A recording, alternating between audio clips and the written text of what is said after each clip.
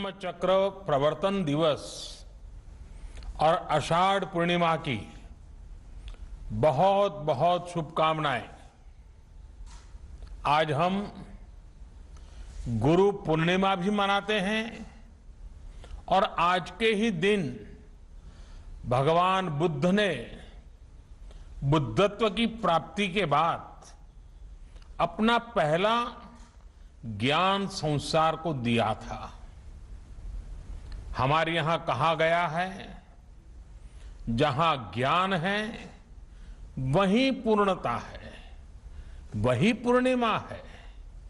और जब उपदेश करने वाले स्वयं बुद्ध हो तो स्वाभाविक है कि ज्ञान संस्कार के कल्याण का पर्याय बन जाता है। त्याग और तितिक्षा से तपे बुद्ध जब बोलते हैं तो केवल शब्द ही नहीं निकलते, बल्कि धम्म चक्र का प्रवर्तन होता है। इसलिए तब उन्होंने केवल 5 शिष्यों को उपदेश दिया था, लेकिन आज पूरी दुनिया में उन शब्दों के अनुयायी हैं। बुद्ध में आस्था रखने वाले लोग हैं। साथियों, सारनाथ में भगवान बुद्ध ने पूरे जीवन का, पूरे ज्ञान का सूत्र हमें बताया था। उन्होंने दुख के बारे में बताया, दुख के कारण के बारे में बताया, ये आश्वासन दिया कि दुखों से जीता जा सकता है और इस जीत का रास्ता भी बताया। भगवान बुद्ध ने हमें जीवन के लिए अष्टांग सूत्र 8 मंत्र दिए। समाधिठि, सम्मा संकल्पो, सम्मा वाचा, सम्मा कम्मंतो, सम्मा आजीवो, सम्मा वायामो, सम्मा सति और सम्मा समाधि। यानी कि सम्यक दृष्टि, सम्यक संकल्प, सम्यक वाणी, सम्यक कर्म, सम्यक आजीविका, सम्यक प्रयास, सम्यक मन, सम्यक समाधि यानी मन की एकाग्रता।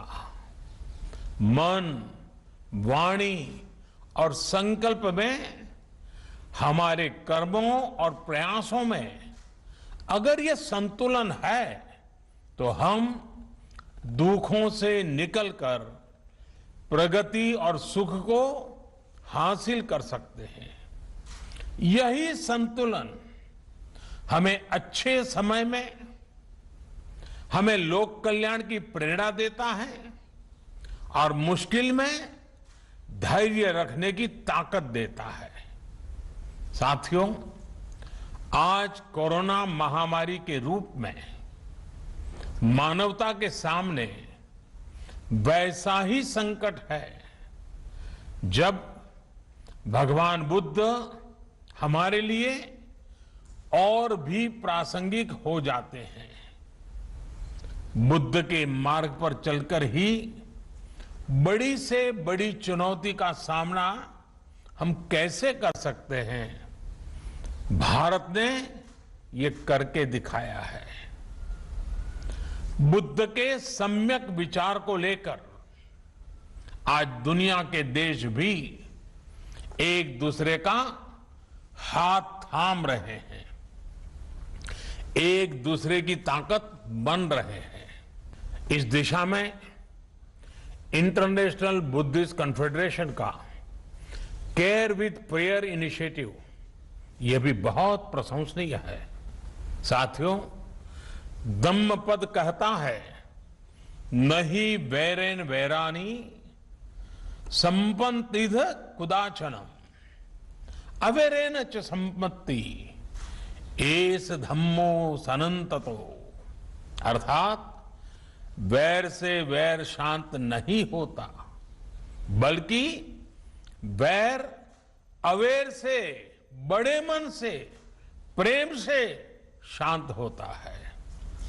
त्रासदी के समय में दुनिया ने प्रेम की, सौहार्द की इस शक्ति को महसूस किया है।